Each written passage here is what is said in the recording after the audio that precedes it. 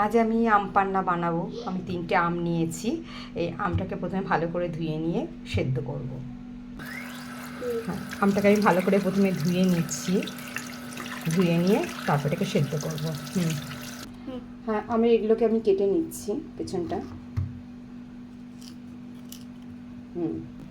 আমটা সেদ্ধ বসাচ্ছি। আমার সেদ্ধ হয়ে গেছে আমগুলো।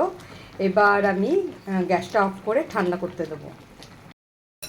এবার দেখো, আমের যে খোসাগুলো আছে এবার আমি এইভাবে ছাড়িয়ে নেব। দেখতেই পাচ্ছ খোসাগুলো উঠে যাচ্ছে, একটু সফট হয়ে গেছে, দেখতে পাচ্ছ? এই দেখো, এইভাবে আমি পাল্পগুলোকে সব বের করে নেব। হুম হুম এই দেখছো, পাল্পগুলোকে আমি এইভাবে সবগুলোকে আমের সেপারেট করে নেব। আচ্ছা, এবার আমার পাল্পটা পুরো বার করা হয়ে গেছে। এবার আমি মেশাচ্ছি বাতাসা, চিনি, বাতাসা, গুড়, তোমাদের যে যার মতো যেটা পছন্দ দিয়ে নিতে পারো। আমি বাতাসা দিয়ে করব, তাই আমি কিছু পুদিনা পাতা দেব এগুলো।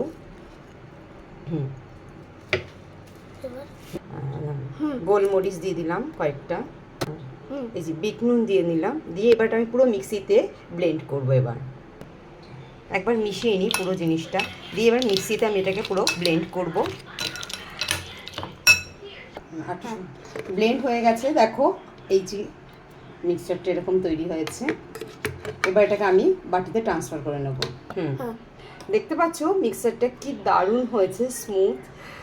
এটাকে এবার তুমি 7 দিন প্রিজার্ভ করে রাখতে পারো, রেখে দিয়ে খেতে পারো। এবার আমি এটাতে একটা গ্লাসে জল নেব, 1 গ্লাস। আচ্ছা, এবার আমি গ্লাসে ঠান্ডা জল নিয়ে নিচ্ছি। এবার আমি মিক্সচারটা নিচ্ছি, নিয়ে গ্লাসে দিয়ে মেশাবো।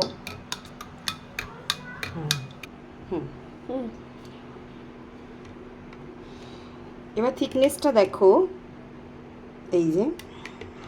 এবার তোমরা আরও পাতলাও খেতে পারো। আমি একটু ঘন করেছি, এই জন্য এখানে আমি 3 চামচ নিয়েছিলাম। পরে আমি আরও 2 চামচ মিশিয়েছি।